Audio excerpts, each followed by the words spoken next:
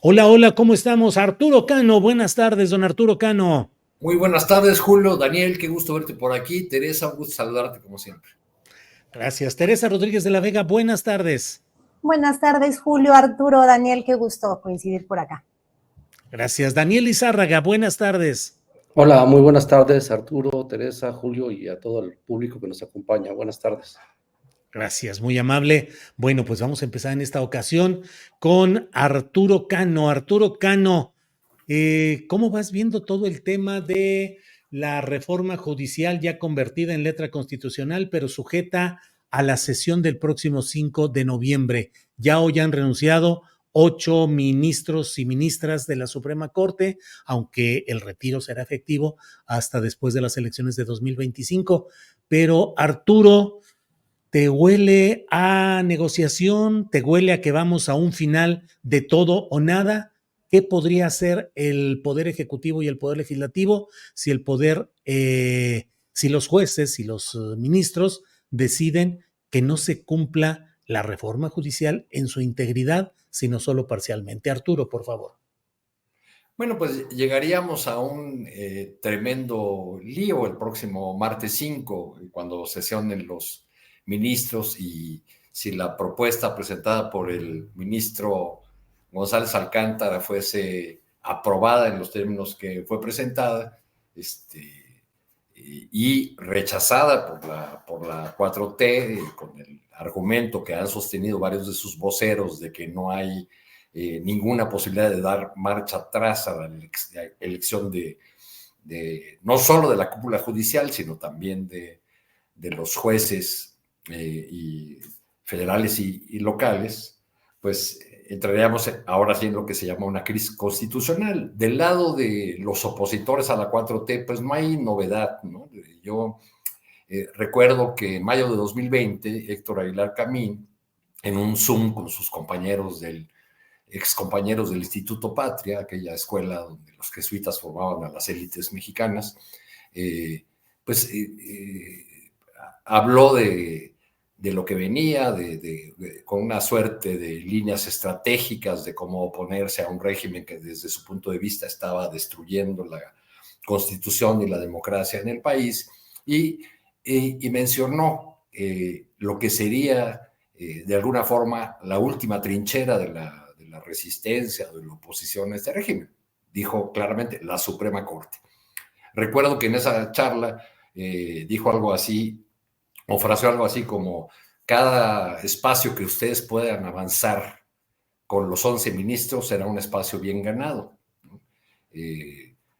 Cabe hacer la precisión de que entre quienes lo escuchaban, pues egresados del Instituto Patria, había varios prominentes empresarios, unos jubilados, otros en activo. Digamos que esa línea o esa idea de que la Corte iba a ser la última valla, el último muro de resistencia a lo que consideran una deriva autoritaria o el camino a la destrucción de la democracia, pues era una idea que estaba ahí, que han ido tratando de llevar adelante, siempre con mucha torpeza, siempre tardíamente, siempre con jugadas mal hechas y siempre con un juego doble desde el punto jurídico, desde el punto de vista jurídico, porque hablan de la necesidad de conservar el espíritu de la Constitución, pero rechazan una reforma que se hizo de acuerdo o conforme a la nueva mayoría. Hay por ahí en las palabras de la presidenta Claudia Sheinbaum algún resquicio, digamos, un pequeño, una pequeña ventana a un diálogo, en una negociación, porque cuando habla de que la Corte podría hacer observaciones o presiones desde el punto de vista del procedimiento seguido para la aprobación de la reforma en el Congreso, pues podría verse en un Congreso. La otra posibilidad, pues, es que con esto lo que se quiera o lo que se busque realmente sea dejar manchada esta reforma y no dudo yo que hay un sector de la oposición en el que se cuentan figuras empresariales, intelectuales y personas del Poder Judicial que tienen una apuesta muy riesgosa en su idea de evitar el mal mayor, propiciar daños al país con lo que implicaría un choque que diera una lectura hacia afuera de la ruptura del orden constitucional, con la idea de que es preferible dañar al país o destruirlo o afectarlo, si eso permite detener a la 4T, detener a un gobierno que no les gusta, detener a un gobierno que tiene un amplio respaldo popular, y con esta manera ese sector de la sociedad o ese sector de las élites pues refrenda su disociación, su alejamiento, su falta de entendimiento de la mayoría de la población, para la que quizá lo más importante en estos tiempos de cambio de instituciones y de cambio de políticas, pues es que tiene recursos para comer 3 veces al día, o hay vía los programas sociales, los aumentos de salarios, en fin, pero pues parece que no hay ninguna idea de dirigirse a ese sector de la población, sino solamente, como siempre, a una pequeña élite. Bien, gracias. Teresa Rodríguez de la Vega, ¿qué opinas sobre los diferentes aspectos de análisis posible en este tema de la reforma judicial, la letra constitucional, las renuncias de los ministros? Teresa. Mira, Julio, Daniel, Arturo, me parece que es como un partido que va 7-0, en el que el equipo que va perdiendo además ha estado permanentemente fauleando, haciendo trampa, y en tiempo de reposición ofrece pactar un empate. Creo que hay como, por un lado despejaría el escenario de la negociación. No creo que estemos ante una solución pactada, una especie de empate técnico que hubiera sido antes preacordada con algunos actores clave de Morena en el legislativo. Y no lo creo porque me parece que en todo esto Morena ha actuado bastante en bloque, y entonces creo que la voz que tenemos que atender es la voz que viene desde la Presidencia de la República. Y hoy día, nuevamente en la mañanera, Claudia Sheinbaum fue muy tajante en términos de que es inadmisible esta especie de punto medio que está proponiendo que se está proponiendo para la próxima semana en la Suprema Corte, ¿no? Creo que los ministros y ministras, estos 8 ministros, están llegando muy tarde, están intentando incidir en el contenido de una reforma constitucional que ya no es reforma constitucional porque ya es texto constitucional, cuando hubo oportunidad de que lo hicieran en estos términos que antes consideraban inadmisibles. O sea, ahora están diciendo que es admisible la elección por voto popular de ministros, por ejemplo, cosa que en las mesas de diálogo consideraban sencillamente por una cuestión de principio inadmisible, y ahora parece que es objeto de negociación política. Entonces me parece que están llegando tarde. Si lo que hubieran querido es incidir en la mejora de la reforma constitucional, en los aspectos que parece más bien estar defendiendo privilegios, y en aspectos que serían muy atendibles, como por ejemplo el de los jueces, la figura de los jueces sin rostro, ¿no? Pero entonces, estos 8 ministros llegarán tarde al momento de discutir esta iniciativa y pueden provocar una crisis que muy poco probablemente impacte en la posibilidad de que se frene la elección ya echada a andar para el próximo año de todos estos cargos que están contemplados para la elección de jueces, magistrados y ministros para el 25. Y por otro lado tenemos, además del documento de la propuesta que van a discutir los ministros de la Suprema Corte, que va en sentido absolutamente contrario y distinto y símbolo de la historia de las resoluciones de la Suprema Corte. Además de este documento tenemos las joyas que son las cartas de renuncia de los ministros. Y aquí tenemos como dos grandes ejemplos, ¿no? El ejemplo de la ministra Ríos Farjat, que se embiste de una calidad moral, y no sé si vieron la transmisión en donde presenta su renuncia, pero habla del temple, el perdón, de las las personas que habitamos el planeta somos almas en evolución, y que hace el gesto aparentemente digno y de principio de renunciar al enorme retiro que comporta el renunciar en este momento.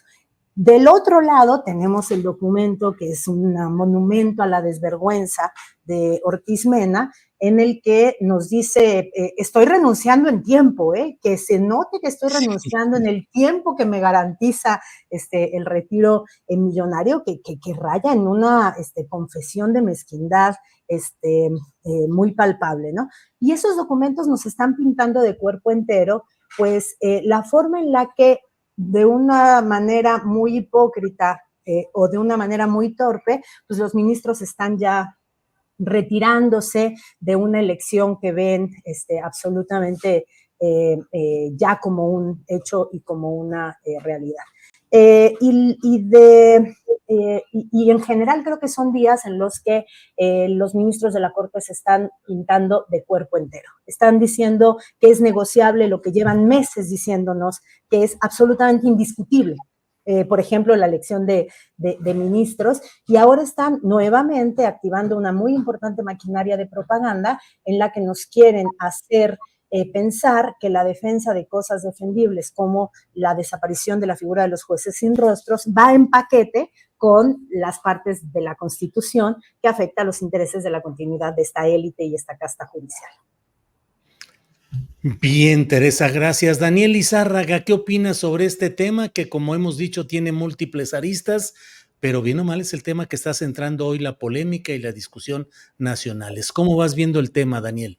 Mira, Julio, yo creo que independientemente de las posturas a favor o en contra de los ministros y los actuales ministras, yo creo que valdría la pena por un momento poner los pies en la tierra y ver qué es lo que está pasando y qué es lo que puede pasar a partir de la situación actual. Yo creo que en este momento, como tú dices, se podría avisorar que la Corte apoya el proyecto del ministro que declara fundadas como inconstitucional una parte de las reformas o la mayor parte de las reformas. Eso pudiera suceder, tentativamente pudiera suceder.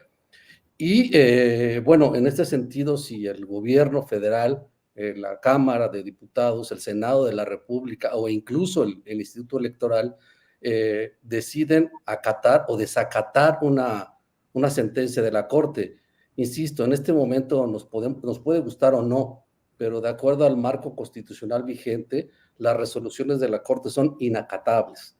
Entonces, lo que tenemos que hacer en este caso es, yo creo que el gobierno y las instancias involucradas tienen que involucrar cuál podría ser el posible daño al país de un desacato a la Suprema Corte de Justicia en inversiones, en la paridad del peso, en fin, podría haber muchas cosas en juego ahí que el gobierno y el Congreso de la Unión tendrían que valorar si van por esa ruta, se van sobre ese camino o emprenden una ruta distinta. Yo escuchaba también a tu entrevistada el otro día y ahorita hace un momento tú lo repetiste, este tema de repetir y repetir y repetir hasta el cansancio, insistir con la reforma judicial si es que la Corte la invalida.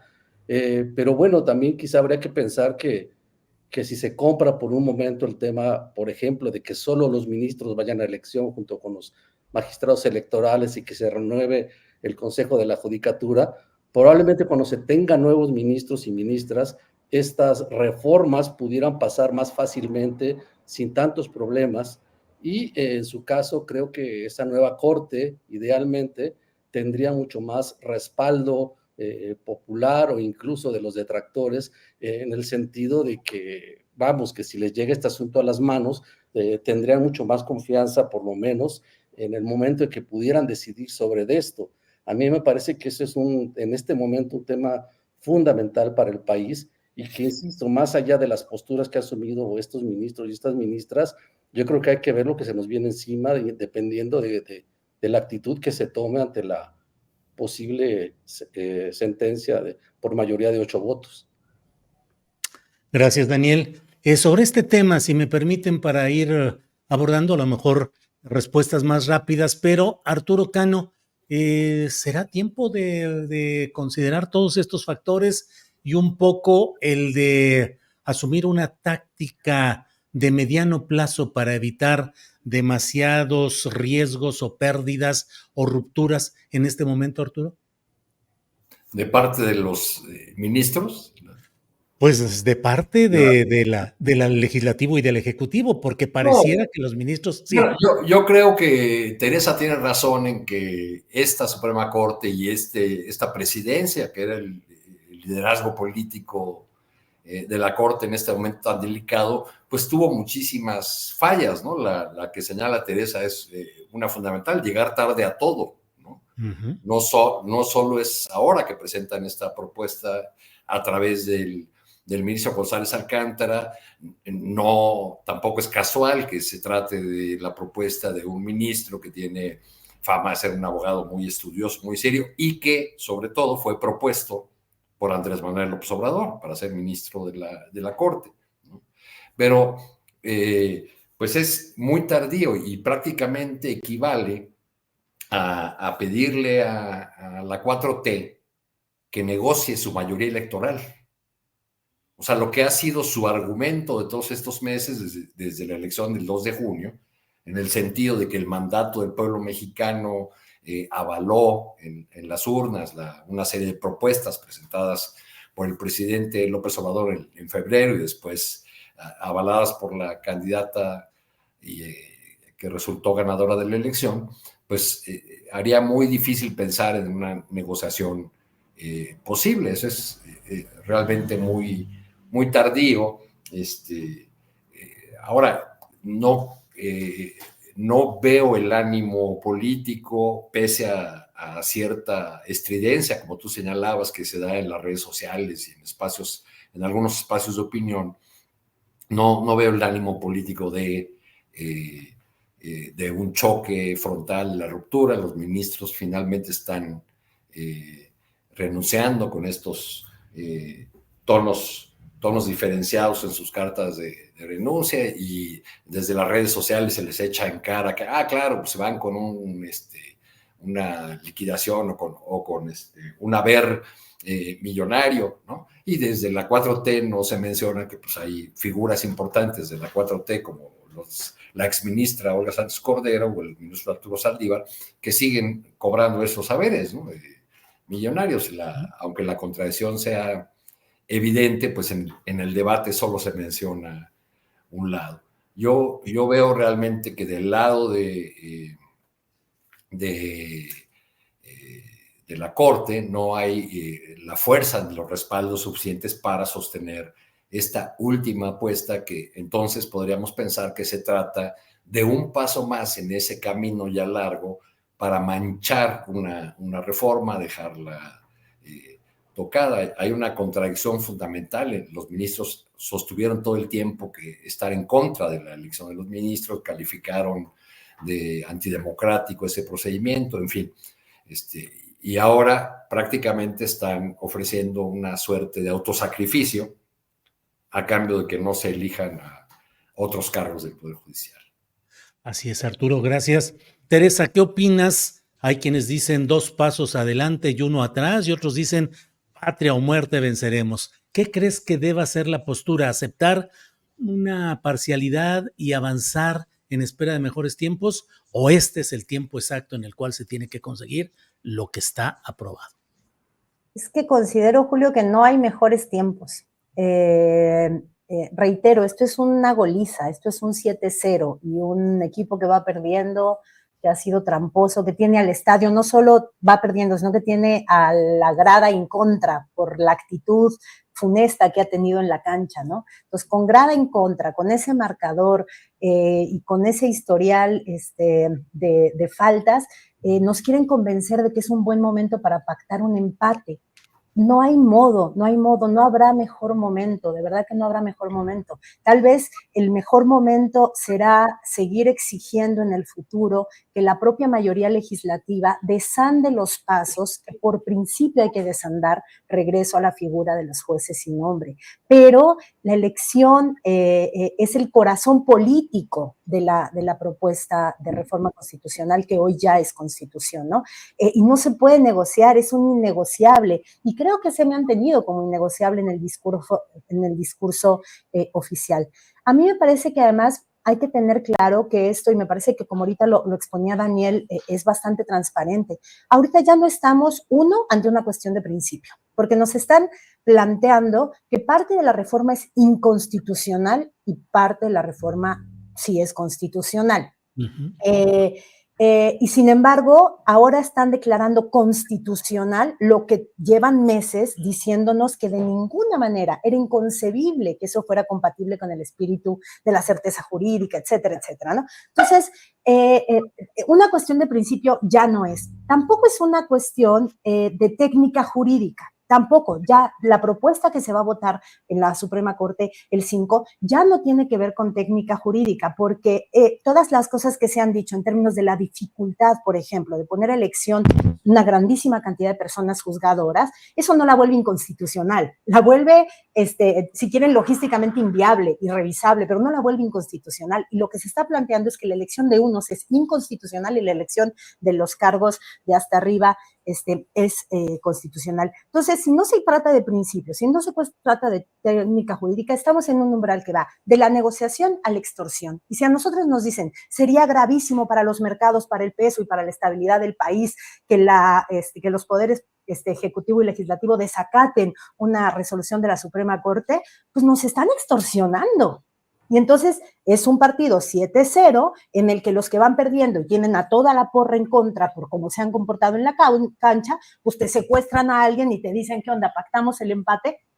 Es inadmisible, sería una derrota política de Morena pactar esto, y me parece que no está en el escenario de ninguna de las dirigentes, o sea, de las personas que están dándole dirección política al país en este momento. Bien, Teresa. Daniel Izárraga, 7-0 el marcador, el estadio pleno en contra, y atender a los anunciantes o a los patrocinadores, es decir, el capital, la reacción externa, sobre todo en medios, me imagino, respecto a un desacato que hubiera en este terreno, Daniel. Mira, yo creo que coincido en el tema de que esta goliza es ya irreversible en el minuto 90. Entonces, yo creo que en ese sentido me parece que hay claridad. El tema es que yo creo que a estos 8 ministros y ministras pues les va a importar muy poco tener el Estado en contra y el marcador en contra. Es decir, yo creo que en su caso se van a aferrar a este tema de declarar la parcialmente inconstitucional. Yo creo que también ahí hay un tema que a lo mejor públicamente sería bueno discutirlo y valorarlo, que es el tema del conflicto de interés.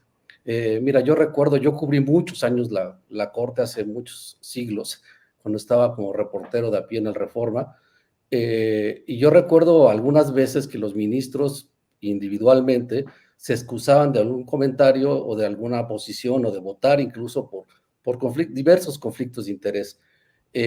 Yo creo que en este caso el hecho de que la mayoría o casi todos estos ministros se han pronunciado públicamente en favor digamos, en contra de la reforma judicial, es decir, incluso algunos de ellos recuerdo haber visto notas y fotos de que asistieron a mítines apoyando a los trabajadores y haciendo declaraciones. Normalmente los ministros y las ministras en otros momentos se abstenían incluso de hacer una declaración sobre un asunto que iban a votar porque podrían caer en conflicto de interés. Aquí sería interesante, a mí me parece, en esta sesión que va a venir, si es que lo consideran, cómo es que los ministros van a asumir un voto cuando ya es claro que tienen una posición sobre el tema. Yo creo que eso también va a ser muy interesante de observar en la sesión que viene. Y efectivamente, Daniel, y yo veo, por ejemplo, al ministro ponente González Alcántara Carrancá, que es quien ha puesto sobre la mesa la polémica principal, pues en diversas entrevistas en medios de comunicación, fijando una postura previa y señalando activamente una serie de consideraciones que, según el entendimiento de lo que ha sido la postura de otros ministros en otros tiempos, pues se abstenían, porque entiendo que hasta legalmente deben de abstenerse de emitir opiniones acerca de los asuntos que apenas van a juzgar. Y como ello, lo que dices, Daniel, de varios otros ministros que han estado pues abiertamente colocando sus posicionamientos en todo ello. En fin, Teresa, Arturo, ¿algo más o ahí le cerramos al changarro de este asunto? Bueno, vamos con otro. Arturo Cano. Arturo, entre otros temas de estas horas está el relacionado con esta discusión que se abrió con la visita de Alejandro Gertz a la mañanera, en la cual, entre otros temas, aseguró que está probado que fue secuestro el del Mayo Zambada, pero que no está dando Estados Unidos la información suficiente. A ello respondió el embajador Ken Salazar, diciendo que sí han dado información suficiente y lanzando un dardo envenenado muy concreto, según mi punto de vista, Arturo, al decir que no entiende, que le causa extrañeza que no estemos celebrando la detención de estos capos. Y la presidenta Sheinbaum ha dicho que el fin no justifica los medios y que hay que analizar todo esto. En fin, ¿qué opinas de todo este escenario que no es que se reabra, haya estado presente, pero lo reavivaron en esta ocasión, Arturo? Pues la telenovela del Mayo sigue y sigue, Julio, aunque, digamos, si sería muy entretenida, si no fuese porque ha tenido resultados ya trágicos que llevan un buen rato expresándose en balaceras, en muertos y muertos en Culiacán, en Mazatlán, en otros lugares del estado de Sinaloa.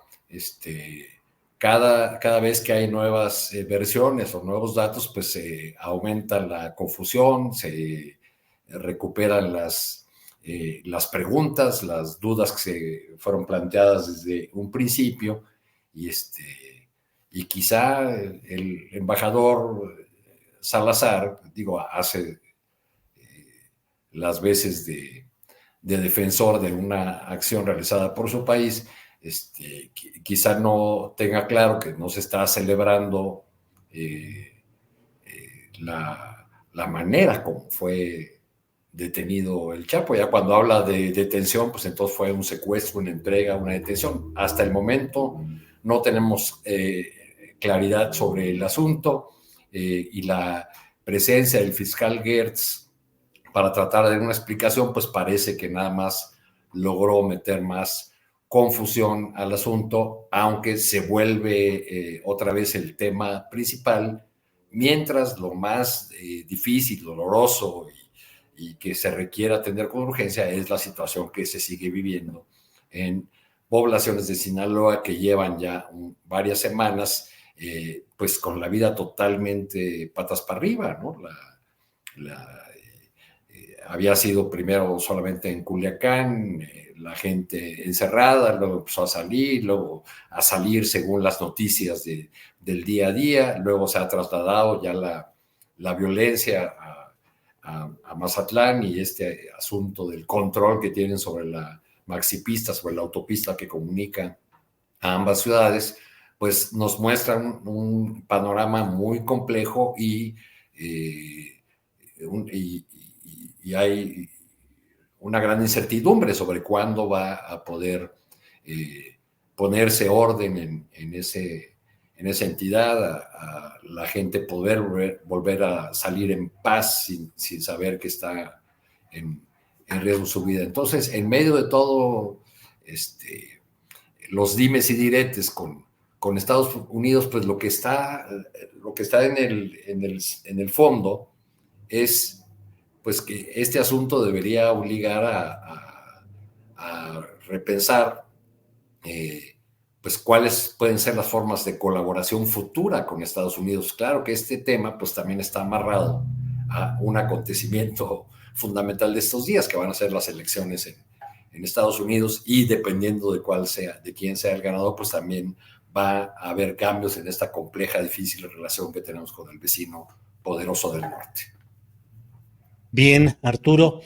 Sobre este mismo tema, Teresa, ¿cuál es tu punto de vista, por favor? Yo la verdad que, bueno, primero creo que la nota de ayer fue que Gertz Manero no solo existe, sino que además aparentemente está en funciones, Sí, sí, que eso ya es para en las rotativas, ¿no? sí. Más allá de ese dato que absolutamente trastoca la escena nacional de los últimos años, creo que se está configurando un escenario interesante en el que la soberanía en materia de seguridad y sobre todo de estrategia de lucha contra el narcotráfico se está acentuando muy fuertemente en la narrativa gubernamental, ¿no? Y esto está, por supuesto, tensionando la relación con Ken Salazar y por su vía con el gobierno norteamericano. ¿Y por qué es un escenario interesante? Pues porque creo que parte de la disputa simbólica, soberanista, en donde la 4T se presenta como soberanista, ya lleva tiempo teniendo como ingrediente que la derecha, sobre todo el PAN y sobre todo en voz de Marco Cortés, ha estado insistiendo no solo en que está bien la estrategia securitista, sino que la estrategia securitista debería abrir las fronteras para que las policías norteamericanas operen libremente en territorio nacional, con esta idea del narcoterrorismo, ¿no? Que ha estado insistiendo en las más altas tribunas, no en redes sociales, ni mucho menos, ¿no? Se insistió mucho cuando se discutió lo de la Guardia Nacional. Entonces, el tema de la soberanía en la lucha contra el narcotráfico no solo tiene que ver con la relación con Estados Unidos, que por supuesto eso está en el centro,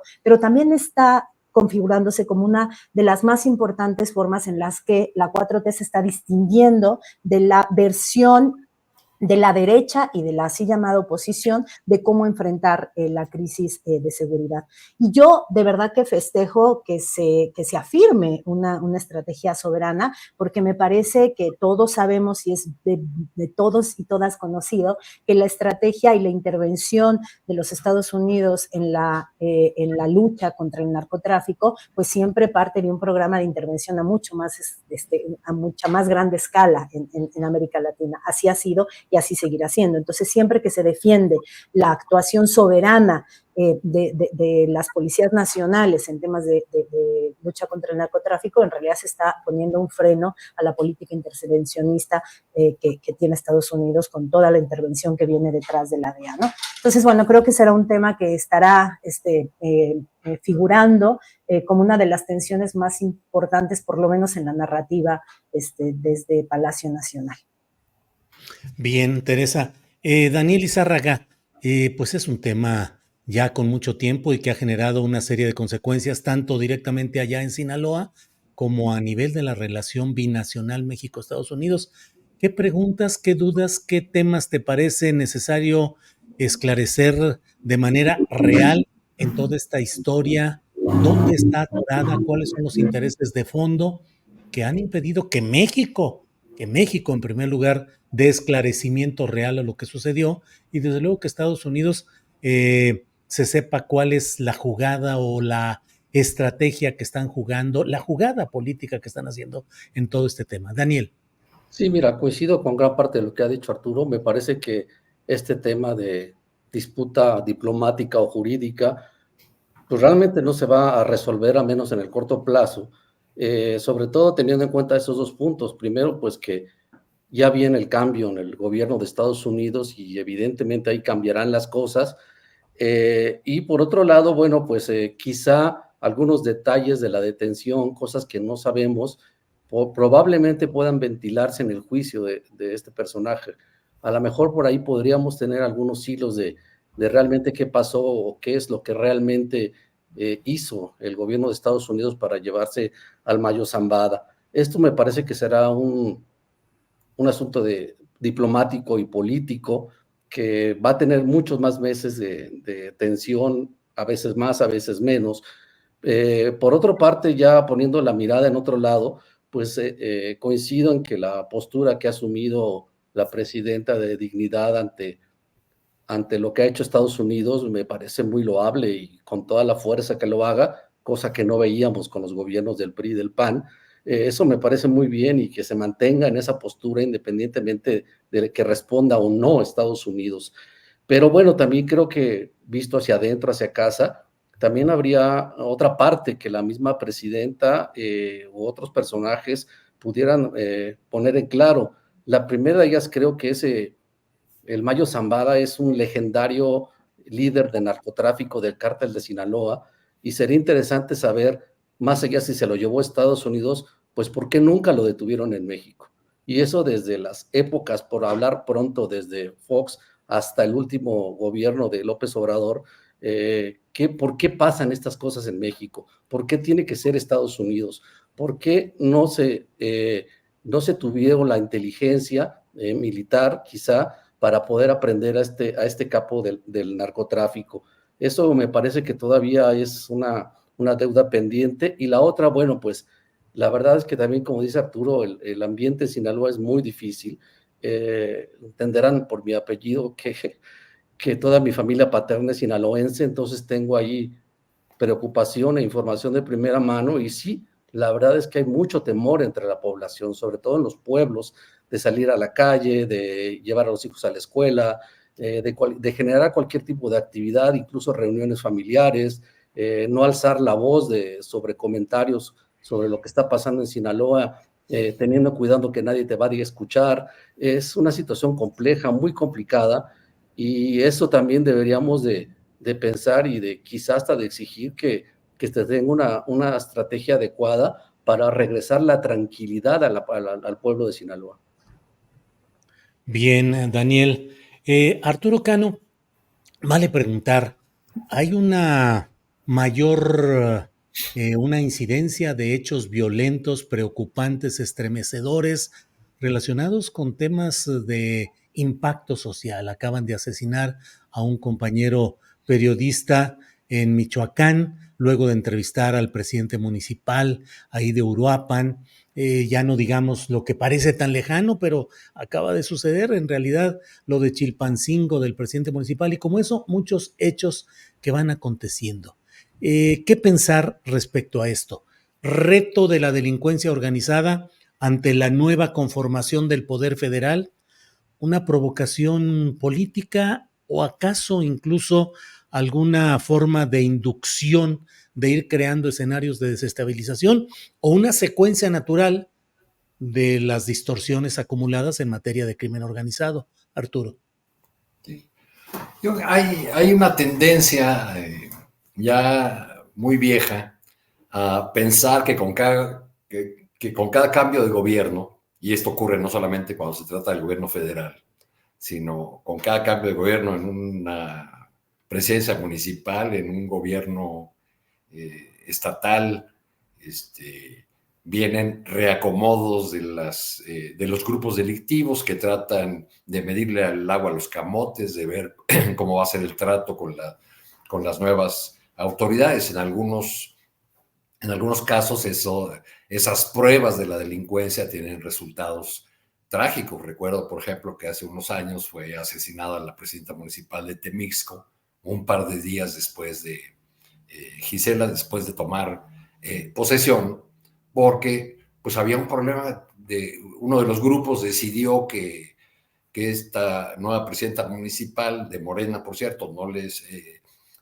garantizaba el paso libre por ese municipio, y además en campaña de su toma de posesión había hablado de crear un nuevo modelo de seguridad, en fin. Entonces, cito ese ejemplo pues como uno de muchos, ¿no? Que se espera que haya estos reacomodos y suelen entrar. Lo que estamos viendo ahora, me parece más que apunta a tu última línea, a la idea de una continuidad, porque pues estamos viendo el recrudecimiento de la violencia en Chiapas, lo que ocurre en Sinaloa es una consecuencia de algo que no ocurrió ya en el gobierno de la presidenta Sheinbaum, sino antes. Y qué decir de la situación de Michoacán, donde pues no ha parado esto desde, si queremos ponerle una fecha, desde 2005 me parece que fue ese episodio tremendo, terrorífico, de unas cabezas rodando ahí en un lugar precisamente de Uruapan, donde fue asesinado o acaba de ser asesinado este colega periodista. Entonces me parece pues que seguimos arrastrando esta situación de violencia que que tuvo una explosión tremenda a partir del sexenio de Felipe Calderón y que no ha encontrado pues una salida pese a la disminución de los índices de homicidios que pues ahí discretamente se ha ido dando durante este gobierno de la 4T. Bien, gracias Arturo. Teresa, sobre este mismo tema, ¿cuál es tu punto de vista de toda esta violencia que efectivamente pues está particularmente desplegada en lugares como Guerrero, Chiapas, Michoacán, Sinaloa, pero hay un ascenso? ¿Cómo interpretar todo ello? O al menos es mi punto de vista de que hay un ascenso, Teresa. Yo creo que hay como un registro en el que sí hay como fenómenos esperables dado el grado de engrane entre las estructuras de la delincuencia organizada y las estructuras del aparato de gobierno local, ¿no? En todo el país, pero fundamentalmente ahí en donde los cárteles tienen muchísimas mayores apuestas territoriales, ¿no? Por eso Michoacán, por eso Chiapas, por eso el norte en general y ahorita Sinaloa de manera muy especial, por eso Guerrero, y por eso la violencia implicada en los recambios electorales, ¿no? Que es una violencia que empieza con la intervención de los grupos de la delincuencia organizada en la eliminación de posibles candidatos o candidatas, en la intervención económica a favor de posibles nuevos cuadros gobernantes en distintos lugares, etcétera. Eso es esperable. Si hay un registro de cosas en las que desde que arranca el proceso electoral hay un incremento de la violencia implicada en la intervención directa del crimen organizado en los procesos de recambio institucional de las cabezas, porque obviamente ese rejuego pues genera la necesidad de establecer nuevos acuerdos y nuevos pactos ahí donde tal vez no están dichos, o ahí donde tal vez etcétera, ¿no? Eso seguro.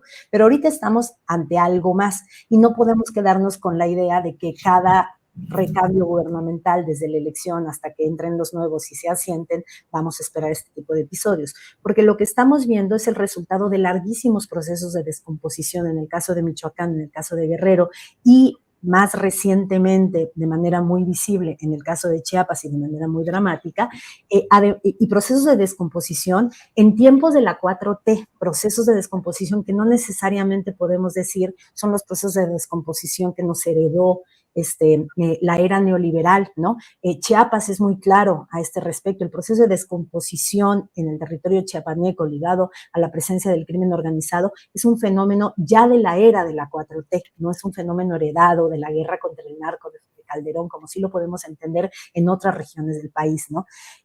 Veracruz, el propio norte, etcétera. Entonces creo que el discurso oficial y las acciones oficiales se tienen que hacer cargo de eso. No podemos decir simplemente estamos ante un rejuego esperable. Y por lo demás, pues Claudia Sheinbaum en este momento tiene el grandísimo desafío de que ella prometió una respuesta y unos resultados muy inmediatos desde la elección y ahorita con la grandísimo, el protagonismo de Omar García Harfuch, ¿no? Están desde el poder empujando una narrativa que Andrés Manuel López Obrador nunca empujó, o sea, no prometió resultados de la estrategia de seguridad por la vía de la estrategia de seguridad, sino que siempre se dijo las causas, y aunque se siguió reforzando a los militares y se siguió reforzando la estrategia de la militarización de la Guardia Nacional, narrativamente la promesa era otra, ¿no? Esto va a largo plazo y desestructuraremos, nos vamos a tardar en desmantelar todo lo que nos dejaron, ¿no? Pero Claudia no, Claudia llegó muy fuerte ante el primer desestabilización después de lo del Mayo, teníamos estas escenas de Omar García Harfuch en territorio, caminando el terreno, y ahorita lo que tenemos es lo que está pasando y que muy bien describe aquí Daniel, ¿no? En Sinaloa. Entonces creo que tiene el desafío de que tiene que dar resultados rápido, la gente tiene que poder salir de sus casas.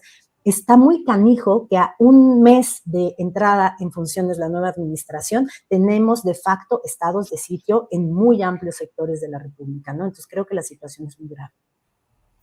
Bien, Teresa. Daniel Izárraga, ¿qué opinas sobre este ascenso de la violencia, virtuales estados de sitio en algunos lugares, las nuevas políticas de seguridad del gobierno federal, que me parece que es evidente que hay una tendencia a detención de líderes de grupos del crimen organizado y una mayor disponibilidad del uso de la fuerza directa contra lo que llaman generadores de violencia, es decir, más confrontación armada. ¿Cómo vas viendo ese tema, Daniel?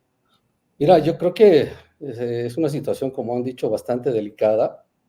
Habría que estar en los zapatos, sobre todo de los alcaldes o las alcaldesas, en zonas de alto riesgo, que tienen que enfrentar en la vida cotidiana los latigazos de la delincuencia organizada, sobre todo la vinculada al narcotráfico. Porque, bueno, y eso no importa realmente de qué partido sean o cuál sea su ideología, en fin, esto lo digo porque los grupos del crimen organizado siempre van, como han ido siempre, a lo suyo, es decir, a mantener el negocio y a incrementar sus ganancias, y están dispuestos, como estamos viendo ahora, a lo que sea. No se miden en ese sentido, porque tienen el poder económico, porque a lo mejor en algunas zonas tienen respaldo hasta social, como sucedía con el Chapo, y en algunos casos incluso hasta poder político, con gente que logran infiltrar en todos los partidos. Entonces, este blindaje, esta forma de operar que viene desde décadas, pues sigue intacto, sigue intacto. Yo creo que más allá de enfrentarlo con las armas, que no es el caso, desde luego, me parece que habría que pensar o repensar lo que ya se ha dicho por muchos analistas internacionales incluso, qué estrategia puede usar el gobierno federal de México para detener el flujo de dinero del narcotráfico. Es decir, el dinero que circule por los bancos, por empresas fantasmas, tener una estrategia mucho más fuerte, porque ahí es donde les duele. Es decir, hay que tratar de aminorar por lo menos su poder económico, y creo que eso se puede hacer desde la administración pública. Creo que había que repensar esto porque de otra manera lo veo muy complicado. Bueno, pues así están las cosas. Estamos ya en la parte final, Arturo Cano. ¿Algún tema que quieras tú poner sobre la mesa ya en esta parte final? Un postrecito extendido, es decir, no de un minuto. ¿Ya se acabaron las embajadas, Julio? No, no, pues ahora va a haber Digo, puestos de gobierno. bueno, es que yo creo que ya se acabaron las embajadas porque les dieron No, embajadas a muchos exgobernadores, incluso oye, que además sí.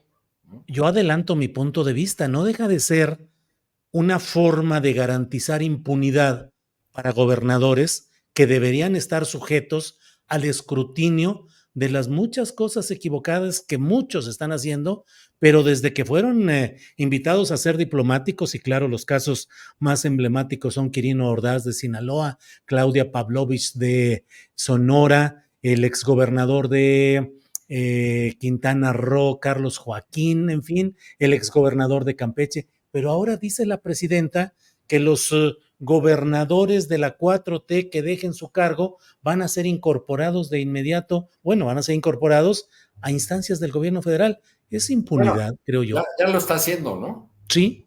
O sea, ya Martí Batres dejó la jefatura de gobierno de la Ciudad de México, pasó a ser el director del ISSSTE.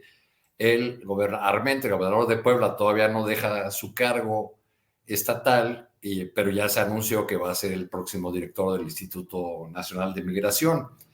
Carlos Salomón. Sí, perdón, Salomón.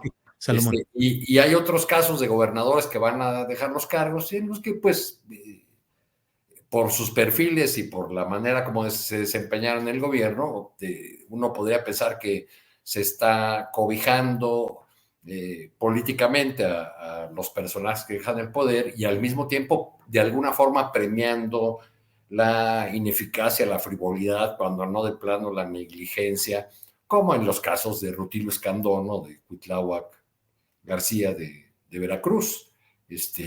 Hubo otros casos donde se premia yo no sé qué, porque no sé si algún tabasqueño recuerde algo o vaya a recordar en el futuro algo memorable en el gobierno de Carlos Merino, que fue un encargado de despacho que dejó ahí a Dan Augusto López, con el gobierno de los notarios. Entonces, bueno, pues sí resulta, pues por lo menos necesario señalar que los cargos en el gobierno, sobre todo en este rediseño del gobierno que está planteando la presidenta Sheinbaum, hoy anunció que van a empezar a funcionar 3 nuevas secretarías, la de la de ciencia por un lado, la de mujeres y otra relacionada con la transformación o el cambio digital.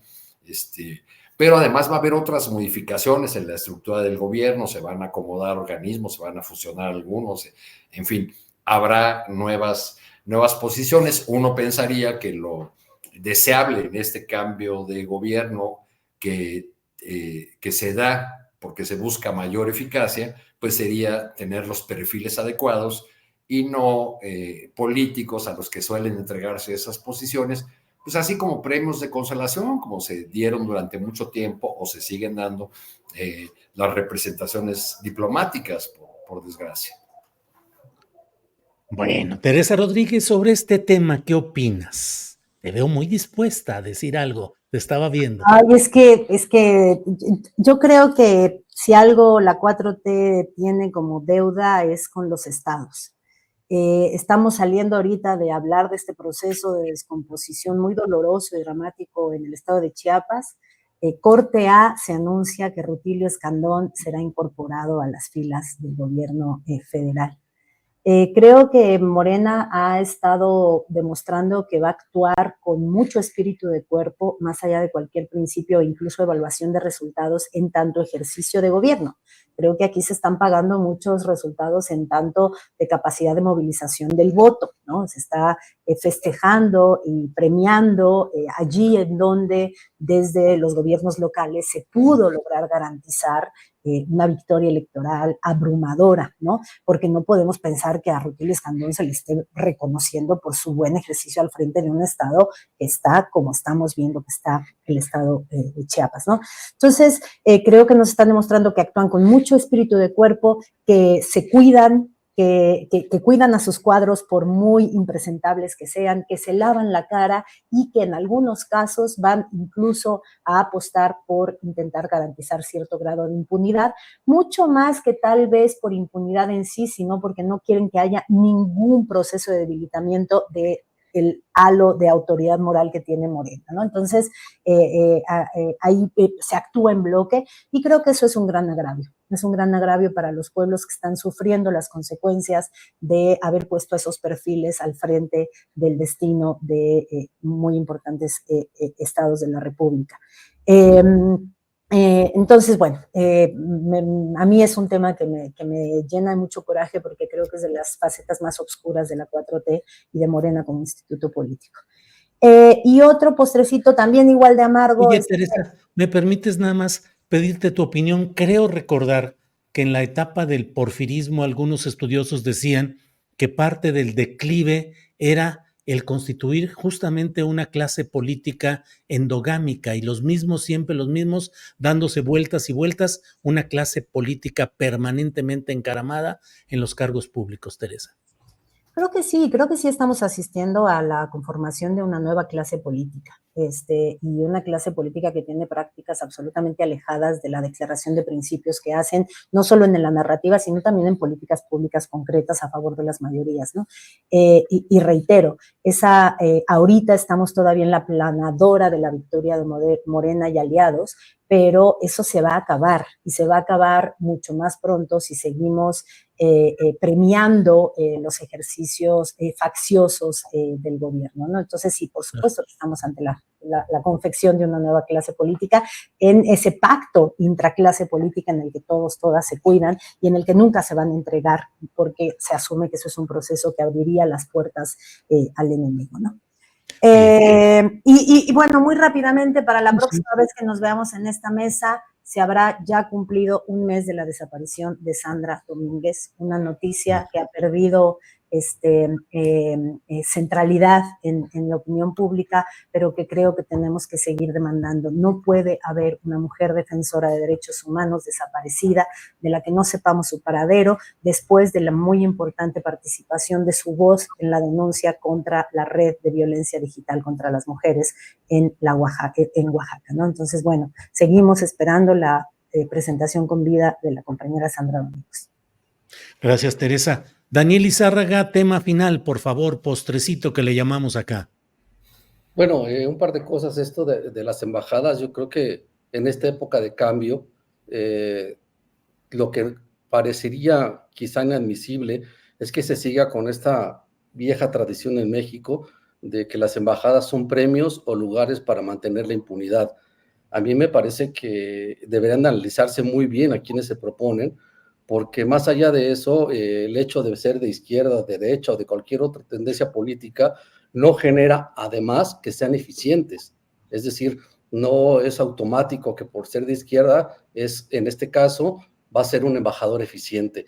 Por otro lado, pues me parece que el tema de la impunidad de algunas de estas personas, yo no me imagino, no sé si también vayan a ser los exgobernadores, no sé si le vayan a dar algo, por ejemplo, a Cuauhtémoc Blanco, que de repente aparezca de embajador en Brasil, ¿verdad? A propósito del fútbol, me parecería verdaderamente una broma. Yo creo Oye, que... Daniel, Cuauhtémoc Blanco está de diputado federal y va a integrarse como secretario a la Comisión de Cuenta y Presupuesto Público o algo así. No sabe ni Imagínate. sumar, no sabe ni sumar.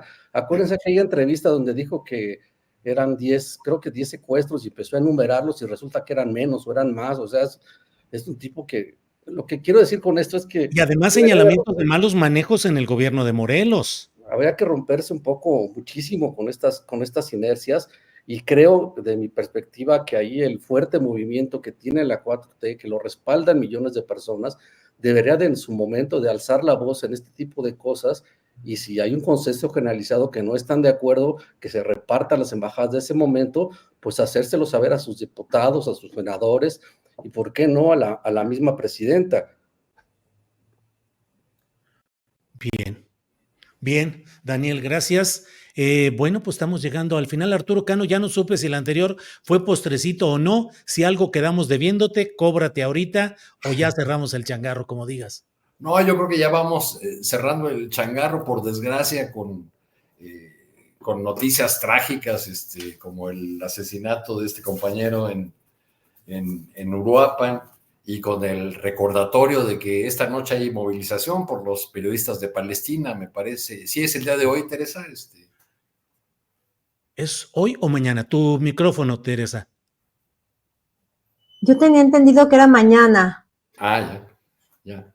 Bueno, hay ese llamado a solidarizarse por los asesinatos de periodistas en Palestina, por el conflicto en Gaza, que ya es una cifra récord, una cifra histórica, y por desgracia, pues tenemos que lamentar que en nuestro país sigan ocurriendo estas agresiones en contra de comunicadores. Sí, por desgracia, sigue todo ese tema ahí de agresiones y es mañana, si no me equivoco, esta manifestación en el Ángel de la Independencia. Nuestro compañero Alejandro Meléndez, nos mandó información del tema. Por ahí tenemos la imagen que voy a reenviar ahorita y la ponemos ahorita, aunque hay una serie de reacciones y restricciones de YouTube para todo lo que se refiere a Palestina, Gaza y todo este conflicto, que son terribles, pero bueno, vamos a hacerlo.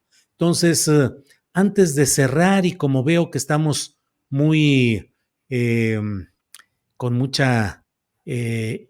está de última hora, el Canal 11 Noticias reporta: la primera sala de la Suprema Corte de Justicia de la Nación ratificó la absolución de Rosario Robles Berlanga, secretaria de Sedesol, durante el gobierno de Peña Nieto en el caso de la estafa maestra. Por unanimidad, desecharon el amparo directo interpuesto por la Auditoría Superior de la Federación, que buscaba reabrir el caso. ¿Cómo ven, Tere?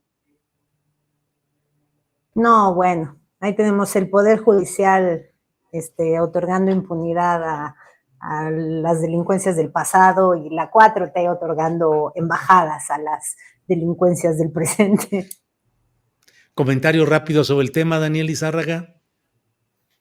Bueno, pues que es terrible, terrible. A mí me tocó estar parte de esa investigación que se hizo en una colaboración en su momento de Animal Político y Mexicanos contra la Corrupción, y me parece que las pruebas que había eran totalmente contundentes, ¿no?